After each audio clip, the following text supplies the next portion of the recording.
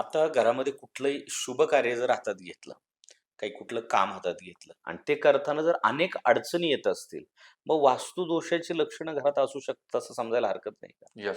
Continuously एक प्रयत्न करताय आणि त्या प्रयत्नांना यश भेटत नाहीये थोडक्यात. ठीक बरोबर. आहे.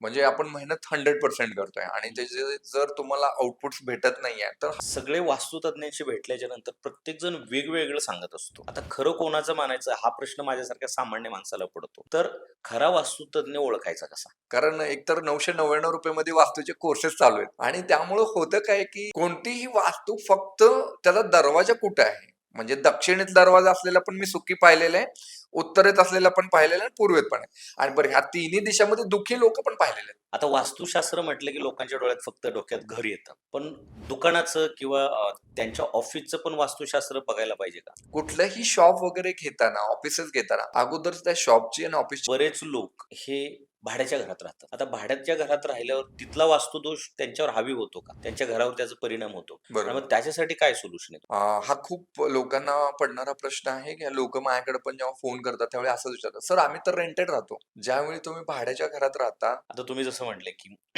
यंत्र असेल, पिरॅमिड असेल किंवा रत्न हे खरंच काम करतात का घरामध्ये? प्रत्येक गोष्ट प्रत्येकासाठी काम नाही करत, पहिली गोष्ट म्हणजे. जसं की एखाद्या घरामध्ये जर वास्तुदोष आढळला, तर त्या घरात काय-काय प्रॉब्लेम्स येऊ शकतात? असं वाटतं, की एकमेकांचे चेहरे पण नाही बघायला पाहिजे. हं. तर अशा पद्धतीचे भांडणं व्हायला चालू होतात. खूप लोकं आहे ना, उंबरठ्यावरती स्वस्तिक काढतात. ते नाही करायला पाहिजे. का बरं? रिझन सांगतो. सर बऱ्याचदा आपल्याला बघायला मिळतं कर्म चांगलं असतं, पण तरी त्या व्यक्तीवर खूप कर्ज होतं. तो काम करतोय, डेडिकेटली करतोय, तरी पण त्याचं नुकसान होतं. मग ह्याच्यात काही वास्तुदोष असू शकतो का?